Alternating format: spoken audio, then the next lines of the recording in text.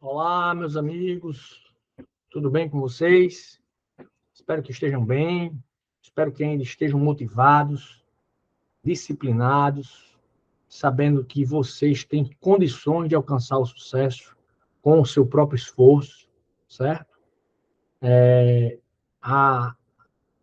O caminho, às vezes, é duro, mas aqueles que persistem, que confiam em si mesmos, que sabem das suas capacidades, que têm disciplina, sempre conseguem vencer, certo? Então, confiem em si mesmos, estudem, tenham disciplina, olhem nos espelhos, como eu já disse uma vez, e digam, eu consigo, eu sou capaz. Se dediquem, que o resultado é certo quando isso acontece, certo? Vamos lá, vamos começar nossa aula 5, parte 2, certo? Tratando de direito processual civil, com questões de concursos anteriores da FGV, certo? A seleção de questões que eu trouxe são todas da FGV, e nelas, ao longo dos nossos 26 encontros aqui gravados, e as 2 horas de aula que nós teremos na prévia do concurso, lá pelo mês de junho, vocês verão todo o assunto necessário e suficiente para acertar todas as questões de processo civil da prova de vocês, tá bom? Então, é importante, como eu já disse outras vezes, que vocês assistam todas as aulas sequencialmente, que vocês estudem pela nossa apostila. Certo? Nossa apostila não tem um rigor acadêmico, mas ela tem um direcionamento para o concurso. Lá só tem o suprassumo do que pode cair. Na verdade, do que tem caído historicamente em concursos públicos sobre processo civil. Tem súmulas dos tribunais superiores, tem os artigos necessários à leitura e tem as explicações didáticas e doutrinárias mínimas para vocês conhecerem, certo? Então, arquivos em PDF, procurem ler, porque estejam certos, quando vocês acabarem a prova, a questão que vocês fizeram lá, as 5 ou 6 que deverão vir na prova de vocês, essa é a nossa perspectiva, estarão respondidas na apostila. Praticamente, com certeza, isso vai acontecer. Então, quem conseguir passar à vista, dedicar a leitura mínima da apostila pelo menos uma vez, e dos artigos lá citados, e assistir às nossas aulas, ficará surpreendido com o próprio desempenho. Certo, meus amigos? E, sem mais demoras, vamos começar a nossa aula de hoje. Certo? Aula 5, parte 2. Tá bom? Vamos resolver aí mais 2 questões e debater elas, todas as características delas, todos os conceitos, todos os assuntos que poderão vir a cair na prova de vocês sobre esses temas. Doutores, mais uma questão aí, ó, sobre defensoria pública, né? Eu já dei na aula passada, mas isso serve para mostrar para vocês que as questões tratam sempre dos mesmos temas, elas se repetem, não ipsis literis, né? Mas elas repetem a cobrança de determinados conteúdos. É muito recorrente isso. Então, a gente pede a vocês que fiquem atentos aos principais temas cobrados. É isso que nós estamos percebendo aqui na elaboração e na busca dessas questões anteriores, porque esses assuntos são relevantes, deverão ser esses que vão ser cobrados de forma semelhante para vocês, tá bom? Então, vamos lá. Diz a questão 1 o seguinte, questão de 2019, né, uma questão recente, de cargo de nível médio, técnico, da Defensoria Pública do Rio de Janeiro. No âmbito do processo civil, a Defensoria Pública. Nós já vimos um pouco sobre isso, né? Eu vou relembrar a vocês o que eu já ministrei em aulas anteriores. A Defensoria Pública é um órgão que tem autonomia administrativa, financeira, independência funcional, e que está lá na nossa Constituição com uma missão importantíssima, belíssima, de prestar assessoria jurídica aos hipossuficientes economicamente, certo? Aqueles que nós podemos dizer pobres na forma da lei, para justamente garantir a eles o direito fundamental de acesso à justiça, previsto e ensinado a vocês na nossa primeira aula, quando nós tratamos dos princípios do processo civil existente na Constituição e no próprio texto expresso do Código de Processo Civil. Princípio cujo nome é princípio do acesso à justiça, ou direito ao acesso à justiça. Chama-se mais de princípio, tá certo? Então, meus amigos, a Defensoria Pública exerce essa função nobilíssima, republicana, democrática, de garantir a assistência jurídica àqueles necessitados, certo? E ela é, portanto, um dos órgãos que compõem as funções essenciais à administração da justiça, certo? Existe um capítulo constitucional para regular a carreira, né? As prerrogativas mínimas que a Defensoria precisa ter, os princípios institucionais da Defensoria Pública, tem na Constituição e tem nas respectivas leis orgânicas da Defensoria Pública da União, no caso de assistência judiciária ser prestada a pessoas necessitadas, quando se trata de demandas com natureza federal, e as defensorias públicas dos estados. Não existem defensorias públicas nos municípios, certo? Importante vocês assimilarem essa ideia. A Defensoria Pública existe na União e Defensoria Pública em cada unidade da federação, em cada estado. Joia? Beleza, né? Então, vamos lá. No âmbito do processo civil, a Defensoria Pública, letra A, né? Já revisei aqui para vocês assuntos sobre a Defensoria Pública. Agora vamos analisar item a item. Dispõe de prazo em quádruplo para contestar e em dobro para interpor recursos e simples para a contrarrazoáveis. Veja bem, essa alternativa A está errada, tá bom? Nós já estudamos e vimos aqui que o CPC novo garante uma prerrogativa, garante várias prerrogativas processuais da Defensoria Pública. Uma delas é o prazo em dobro para se manifestar. Essa ideia de prazo em quádruplo já foi prevista no CPC anterior, para algumas funções essenciais da justiça, entre elas a defensoria. Mas hoje em dia, certo? Hoje em dia, não há mais essa ideia de prazo em quádruplo. Bom? Os prazos para manifestação da Defensoria Pública são em dobro, quando ela precisar atuar no processo. E prazos simples também não existem. São prazos em dobro para manifestação, para qualquer manifestação que a Defensoria Pública precise fazer dentro de um processo ao prestar assistência judiciária ao necessitado. Professor, por que ela tem essa prerrogativa? Eu já tentei externar em aulas passadas, e estou revisando agora, que a Defensoria Pública, por prestar esse munus público tão relevante, e em virtude da realidade brasileira de que tantas pessoas ainda se encontram com característica de hipossuficiência, né, de necessitados, de pobres na forma da lei, a demanda da Defensoria Pública é muito grande. Que a Defensoria Pública atua na demanda judicial e também pode prestar assessoria jurídica na demanda extrajudicial. Então, a demanda é muito grande. Então, reconhecendo essa demanda, o legislador trouxe essa prerrogativa para os defensores públicos, para que eles possam dar vazão à demanda processual que eles têm. É diferente de um advogado privado que atua na sua esfera privada, como autônomo, né? Como profissional liberal. O advogado, ele escolhe os seus clientes. A advocacia privada é mais difusa, né? Existem advogados que a depender do seu tamanho, sequer pegam algumas causas, a depender do seu ramo de atuação, sequer eles pegam uma causa, a depender do valor da causa. Então, a advocacia privada não faz jus a essas prerrogativas processuais na defesa de particulares, que são seus clientes. Já a Defensoria Pública, em virtude dessa grande demanda, ela possui essa prerrogativa. Essa é apenas uma, né? Outra prerrogativa muito importante é a prerrogativa da intimação pessoal, que nós já falamos aqui para vocês, certo?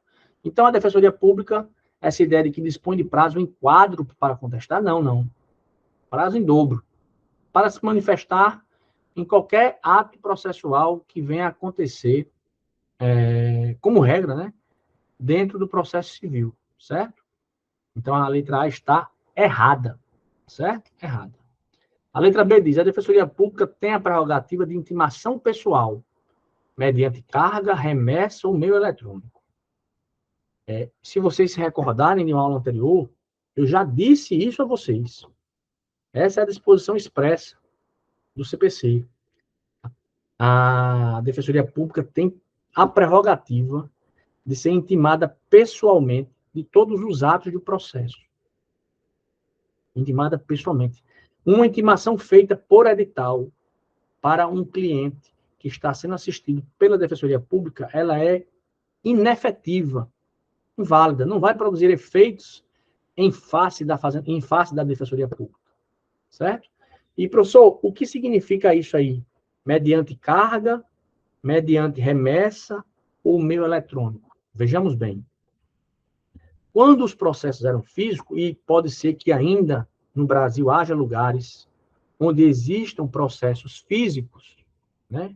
Aqui no Rio Grande do Norte nós já estamos bastante avançados nisso, mas o Brasil é um continente, né? Vocês devem imaginar como ainda tramitam alguns processos, imagine aí na Amazônia, né? Nos estados ali do norte, ou então no interiorzão do Brasil, onde ainda a infraestrutura de tecnologia não é tão boa, de acesso à internet não é tão boa. Então, o legislador tem que pensar em todas as situações, em todas as realidades do Brasil. E pode ser que ainda haja processos físicos tramitando em algumas varas judiciais. Não tenho dúvida que isso ainda existe no Brasil. Está no caminho, né, de ser substituído pelo processo eletrônico, mas ainda existe, certo? E o que significa carga, professor? A carga, meus amigos, a remessa, são ferramentas que se utilizavam para que os advogados defensores pudessem ter acesso aos autos físicos. Então, fazer carga de um processo acontecia muito quando o processo era físico. E o defensor público mandava o seu estagiário ou mandava um funcionário da defensoria comparecer ao fórum e fazer carga do processo, ou seja, ele assinava um termo de que estava recebendo o processo, a carga, ou seja, os autos do processo, para serem levados à Defensoria Pública, para que o defensor público pudesse analisar todas as petições, todos os atos judiciais e exercer a sua técnica jurídica, né? O seu conhecimento jurídico na defesa do seu cliente naquele processo. Carga é isso, certo? Remessa é quando o próprio vara encaminhava para a Defensoria Pública, para o prédio da Defensoria Pública, os autos, às vezes através de correio, né? Às vezes através de um oficial de justiça ou de um servidor. Aí o servidor pegava os autos, ia lá na Defensoria Pública, entregava, fazendo remessa para eles. Eles davam recebido, dizendo que naquele dia X recebia o processo pessoalmente via remessa. E aí os autos iam ficar lá disponíveis para o defensor público, ler as peças físicas, todas as folhas, petição inicial, contestação, o que foi produzido na audiência, os documentos que comprovam as alegações das partes, para ele poder exercer a sua técnica jurídica e defender o interesse do seu assistido. Né? Aqueles que atuam perante a Defensoria Pública, o termo técnico, aqueles que fazem uso dos serviços da Defensoria Pública, o termo técnico para chamá-los é de assistido, certo? São clientes, né? Se formos num setor privado, nós chamaremos de cliente dos advogados. No caso da Defensoria Pública, como se trata de uma tarefa comercial, a expressão cliente, ela não cabe muito bem, porque não é uma relação comercial. É uma relação da prestação de um serviço público a umas pessoas hipossuficientes, necessitados, carentes, certo? Então, antigamente era assim. E pode ser que ainda no Brasil haja situações em que a infraestrutura não permite o envio por meio eletrônico na caixa de entrada do sistema do defensor público. Aqui em Natal, vocês vão ser, se vocês vierem a ser servidores do TJ em todo o Rio Grande do Norte, aí, acho que todos os processos já estão digitalizados. Então, a intimação da Defensoria Pública seria realizada por meio eletrônico, pessoalmente, mas por via eletrônica, ou seja, através de um sistema, de modo que o processo chega lá na caixa de entrada do defensor público, na caixa de entrada privada dele. Ele está sendo intimado pessoalmente por meio eletrônico. Então, isso é uma prerrogativa, sim, da Defensoria Pública, prevista para que ela possa bem exercer o seu munus público, né, a sua missão institucional de prestar assistência aos necessitados, assistência jurídica aos necessitados. Certo? Então, a alternativa correta é a letra B. E agora vamos ver a letra C, porque ela está errada, né? A letra C fala assim, ó, a Defensoria Pública não pode propor ação civil pública, embora possa ajuizar a ação cautelar que lhe seja preparatória. Na verdade, essa alternativa está errada, certo? Por quê? Porque a Defensoria Pública ela é um dos legitimados para propor ações civis públicas na defesa de coletividades de necessitados. Imagine uma coletividade de pessoas necessitadas que precisam de uma proteção jurídica em face do Estado. Por exemplo, os presos, os presidiários, né? Hoje estou gravando essa aula, dia 17 de março de 2023. Estamos vendo aqui no Rio Grande do Norte uma situação bastante complicada em relação à violência, em virtude de algumas alegações dos presos de que não estão tendo seus direitos garantidos nos presídios, né? A Defensoria Pública, ela pode ingressar com ações civis públicas em face do Estado do Rio Grande do Norte para garantir que o Estado cumpra a legislação de execução penal nos presídios. E aí ela estaria defendendo os interesses de pessoas hipossuficientes, que são os presos dos presídios, de forma coletiva. Então, a Defensoria Pública pode, sim, propor ações civis públicas. Normalmente, quem propõe ação civil pública é o Ministério Público.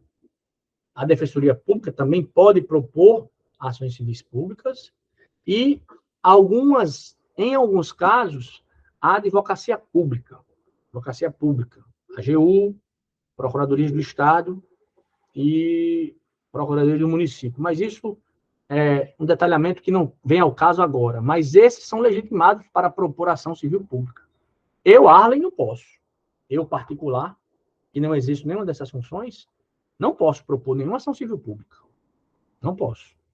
Mas essas instituições, Defensoria Pública, Ministério Público, a Defensoria Pública em algumas matérias limitadas, quando se tratar da defesa de interesses de necessitados ou de coletividades de necessitados, certo? De hipossuficientes. O Ministério Público pode propor ação civil pública para proteção da ordem jurídica, dos direitos sociais individuais indisponíveis, do patrimônio público e social, certo? O MP pode, também exercendo uma função essencial à justiça, propor esse tipo de ação. Agora, nós particulares, não podemos propor ação civil pública, certo? E agora a letra D diz o seguinte, então a letra C está errada, tá bom? Então, já estou trazendo para vocês outras características, outros conceitos. Por exemplo, se vocês ouvirem alguma questão que o particular Arlen, a empresa X ingressou com ação civil pública em desfavor do município Y, para que o município Y garantisse a iluminação pública na sua redondeza. Não, ela não pode propor ação civil pública, porque ela é um particular. Empresa privada, um particular. Quem poderia fazer isso seria ou a Defensoria Pública ou o Ministério Público, a depender do caso, né? A Defensoria Pública sempre com aquela ideia subjacente de que ela poderá atuar para garantir, proteger, prestar assistência judiciária a coletividades de necessitados. Essa é a ideia que tem que guiar vocês na hora de vocês fazerem a prova e responder as questões, certo? Questão, letra D, né? Diz aqui, a Defensoria Pública não pode requerer intimação pessoal, da parte patrocinada. Ainda que o ato processual pendente dependa de providência somente por ela realizável. Veja, a Defensoria Pública, claro que pode pedir intimação pessoal da parte patrocinada, né? A depender da situação, há atos, certo? Quando a Defensoria Pública atua patrocinando uma causa de necessitado, ela pode utilizar todas as alegações jurídicas, manifestações jurídicas possíveis para fazer a proteção do necessitado no âmbito do processo civil. Certo? Então, quando a alternativa fala que ela não pode requerer intimação pessoal da parte patrocinada, ainda que o ato processual dependa de providência somente a esta realizável, claro que pode. Não há nenhum impedimento jurídico para que se intime pessoalmente o assistido quando a providência a ser tomada é exclusivamente do assistido. Então, a Defensoria Pública, na defesa do interesse do hipossuficiente, do necessitado, pode pedir ao juiz que aquele documento X seja entregue pelo assistido, porque às vezes a Defensoria Pública ela atende muitas pessoas. Então, ela não tem um contato direto com todos os assistidos a todo momento, como se fosse um cliente. Lembram? Quem é cliente, quem tem cliente é o advogado privado. A Defensoria Pública, às vezes, ingressa no processo judicial, prestando assistência jurídica ao necessitado, mas ela, às vezes, demora até para ver o necessitado. Ela só vai ter notícia do necessitado, às vezes, no final do processo, para dizer o resultado do processo.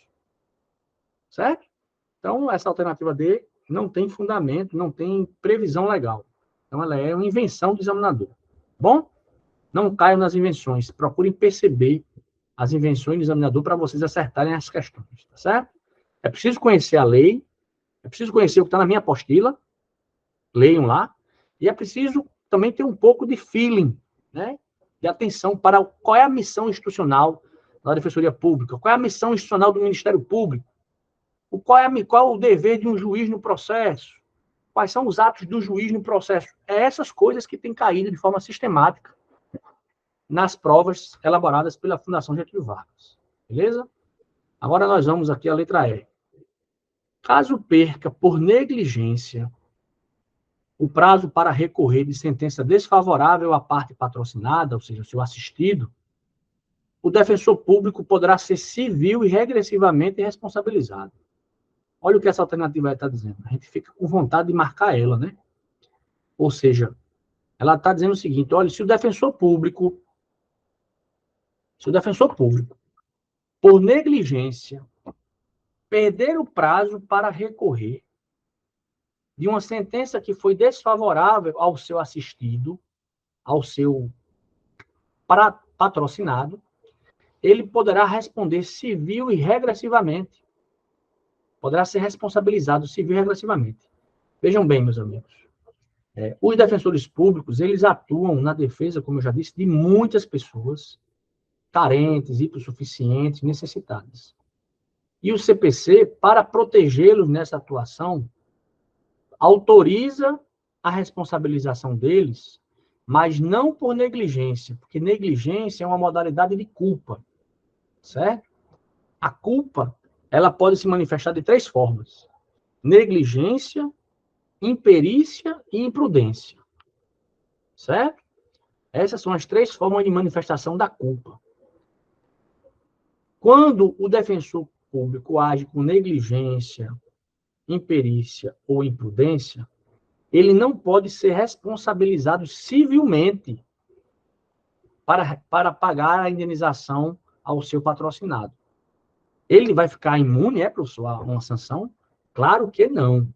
Ele pode ser responsabilizado administrativamente, pagar uma penalidade administrativa, certo?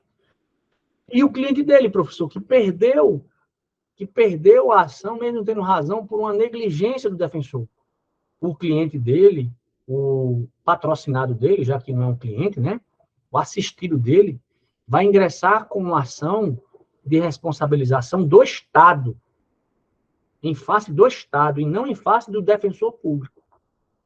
Quer dizer que o defensor público, se fizer uma coisa errada por culpa ou negligência, ele só vai ser responsabilizado administrativamente?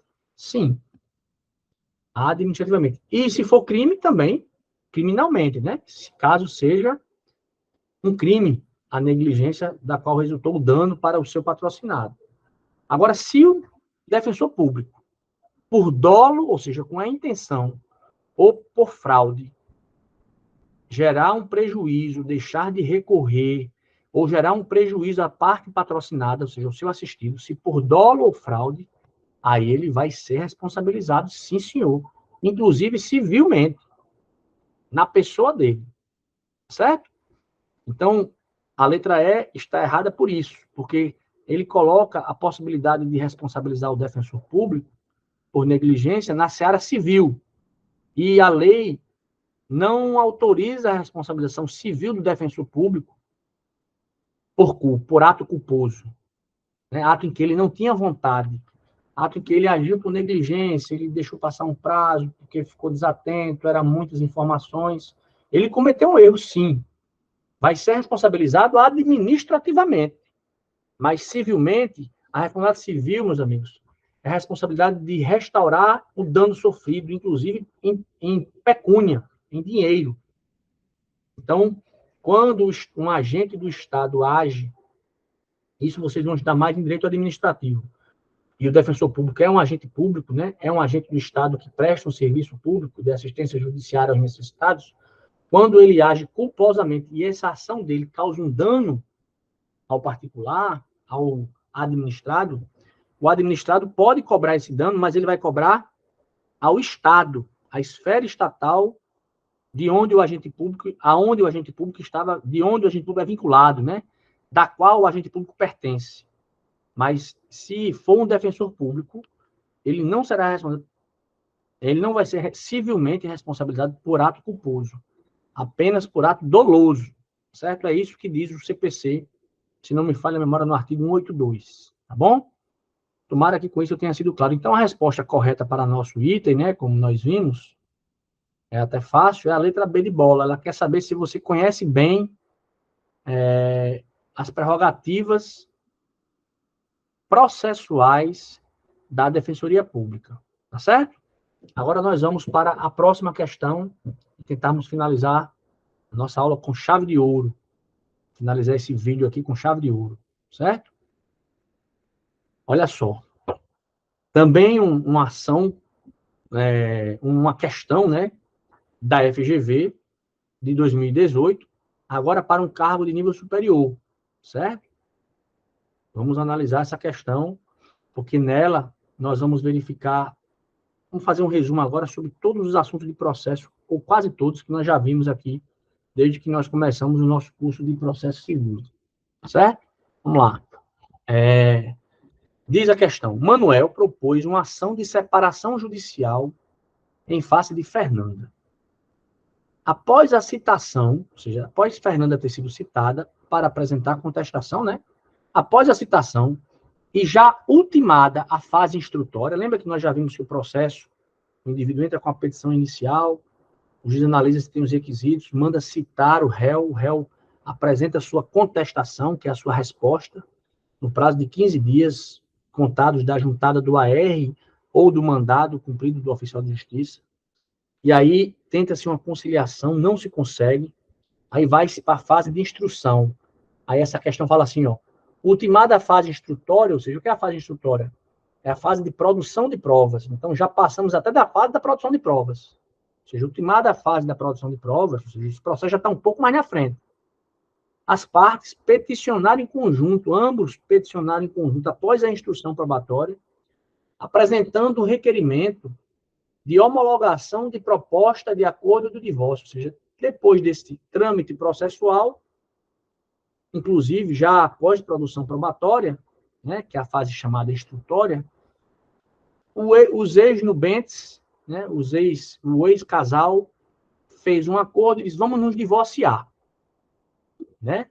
Peticionaram em conjunto apresentando um requerimento de homologação de acordo contendo questões, acordos sobre divórcio, partilha de bens e alimentos, né? Pensões alimentícias, a gente chama de alimentos. Ou seja, eles fizeram um acordo.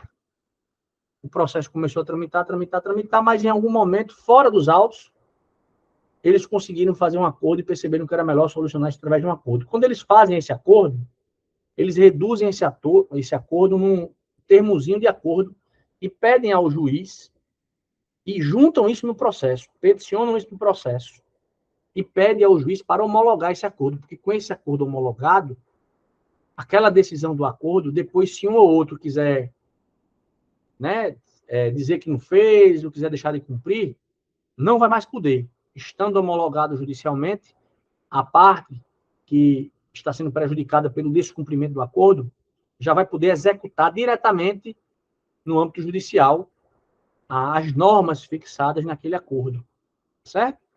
Então, é por isso que as partes procuram isso. Aí, a letra E, a questão pergunta o seguinte: nesse cenário, poderá o juiz homologar o acordo, uma vez que não está obrigado a observar o critério da legalidade estrita? Veja, meus amigos, nas relações de família, certo? Nas relações que envolvem direito de família, divórcio, separação, reconhecimento de paternidade, o Estado, ele só deve intervir subsidiariamente se tiver havendo desrespeito a interesses de incapazes, certo? Ou a normas de ordem pública que possam gerar prejuízos a terceiros, certo? À própria sociedade, aos próprios valores e bons costumes. Aí o juiz pode indeferir um acordo que, por exemplo, tenham cláusulas que tornem impossível o cumprimento, então cláusulas impossíveis juridicamente, ou que tenham cláusulas que firam a moral e os bons costumes. Imaginemos um acordo aí que tem alguma cláusula subscrita pelas partes, mas que não estão de acordo com os requisitos do Código Civil para a realização desse negócio jurídico, e no que toca ao respeito aos bons costumes, aos valores. Em regra, o juiz não vai intervir na autonomia da vontade das partes. A intervenção do Estado juiz na autonomia da vontade das partes só deve se dar e só está autorizada a se dar se essa autonomia da vontade repercutir no direito de terceiros, certo? Que não participam da relação processual, ou se ela ferir normas jurídicas de ordem pública e normas que não são derrogáveis, ou seja, revogáveis pela vontade das partes. Suponha que nesse acordo de divórcio, uma das cláusulas seja que a outra parte se mate. Essa cláusula ela é juridicamente impossível, né? Porque essa cláusula fere um direito fundamental de uma das partes. Isso não seria uma cláusula contratual, né? Não seria aceita que ela fere os bons costumes, o valor da vida que é protegido pela Constituição. Aí o juiz poderia até intervir e não homologar. Mas se o acordo, se o enunciado não traz nada disso, se o enunciado não traz nenhuma ideia de que houve uma cláusula absurda, a regra no processo civil é que o juiz prestigie a autonomia das vontades. A autonomia da vontade das partes, principalmente quando nós estamos tratando de direitos disponíveis, direitos patrimoniais disponíveis, certo? Então, partilha, para quem ainda não conhece esse termo, é um instrumento que se usa para dividir os bens dos ex-nubentes, dos ex-casados, né? Dos ex-cônjuges, certo?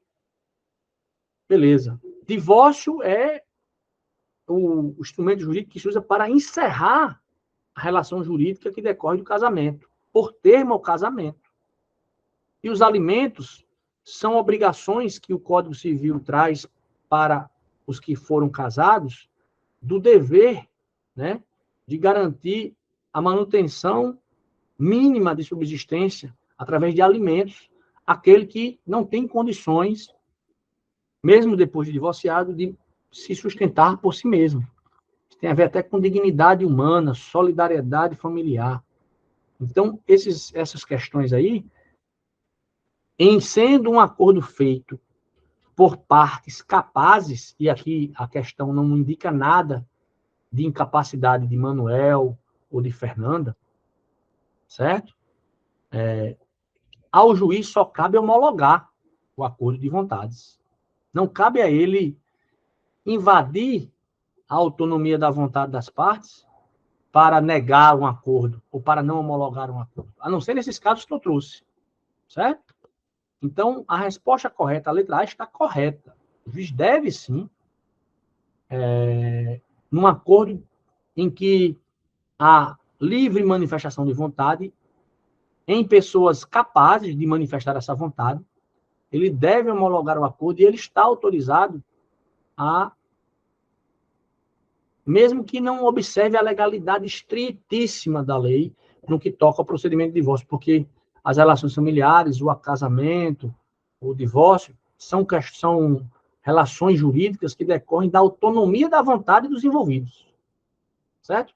Tirando cláusulas de um acordo de divórcio que desrespeitem direitos fundamentais, que desrespeitem valores fundamentais da Constituição, que coloquem um cônjuge em uma situação vexatória, desrespeitando o direito fundamental daquele cônjuge ou ex-cônjuge, aí o juiz poderia intervir, mas não havendo isso, sendo partes capazes, a regra é que o judiciário, não só o judiciário, o Estado, não intervenha na autonomia da vontade, certo? Na liberdade, na intimidade do casal, ou dos ex-cônjuges que agora se separam, tá certo? Agora, se houvesse uma criança aqui, um filho desse casal, menor de idade, portanto incapaz, que, portanto, tem interesses e direitos decorrentes dessa relação, o juiz não poderia homologar de pronto, sem ouvir o órgão a que cabe a proteção dos incapazes, como fiscal da lei, que seria o Ministério Público. Ou, caso esse menor tivesse um curador, também o defensor público atuando como curador especial. Aí não caberia, o juiz teria que ouvir esses dois, a mera vontade do pai e da mãe, dos ex-nubentes de separar, tendo em vista que há um incapaz envolvido nessa relação, não poderia ser simplesmente homologada pelo pai. Suponha que o pai e a mãe acordassem uma pensão ínfima, incapaz de sustentar o menor, de alimentar o menor, né? Aí caberia, aí o juiz não poderia valorar tanto a autonomia da vontade, pois com isso estaria prejudicando o menor que é incapaz. Aí ele teria que ouvir o Ministério Público, teria que ouvir a Defensoria Pública, um curador especial da Defensoria Pública, caso esse menor tivesse atuando, participando do processo, né? E aí sim, essa amplíssima autonomia da vontade seria mitigada, certo? Então, no caso aqui, a questão não fala nada de menor. Então, o juiz pode sim homologar o acordo, porque se trata de uma questão eminentemente privada, relação familiar, íntima.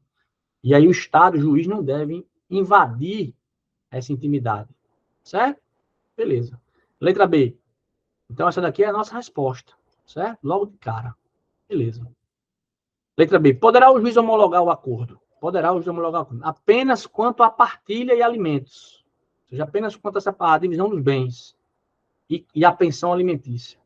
Pois inéditos. E indeferir o divórcio. Porque essa questão quer dizer o seguinte: como o divórcio não fazia parte do processo inicial, que é a separação judicial, o pedido inicial era uma separação judicial, e existe uma diferença entre separação judicial e divórcio, né? Assunto que não vai ser detalhado neste momento, mas o divórcio é o fim da relação conjugal definitivamente, né? A separação judicial normalmente é uma fase anterior ao divórcio, preparatória do divórcio, certo? Mas aí ele diz aqui, o juiz poderá homologar o acordo apenas quanto à partilha de alimentos. Partilha e alimentos, não. Poderá homologar o acordo como um todo, inclusive o divórcio, certo? Se as partes são capazes, maiores, sãs mentalmente, o juiz pode homologar tudo, não apenas a partilha, que é a separação dos bens, a divisão dos bens e os alimentos, certo? Letra C de casa, vamos lá. Poderá o juiz homologar apenas no tocante ao divórcio, pois tem a mesma causa de pedir já estabilizada. Também não, né? Por se tratar de questões que envolvem pessoas capazes, já que o enunciado não fala nada de incapacidade dos envolvidos, o acordo poderá ser homologado como um todo. E também, como não há incapaz envolvido aqui, menor, filho do casal, o juiz deverá respeitar a autonomia da vontade das partes. Esse é um princípio fundamental do direito civil, do direito inclusive do direito constitucional, a autonomia da vontade das pessoas em manifestar a sua vontade e realizar os seus negócios jurídicos. Certo? É um dos princípios do direito civil. E o processo civil é um instrumento utilizado para solucionar os conflitos intersubjetivos, como nós já vimos, que tem natureza civil. Ok? Conflitos de natureza penal, nós não usamos o processo civil. Nós usamos as normas e as regras do processo penal. Bom, a letra E diz assim: não poderá o juiz homologar o acordo, uma vez que os pedidos têm ritos diferenciados.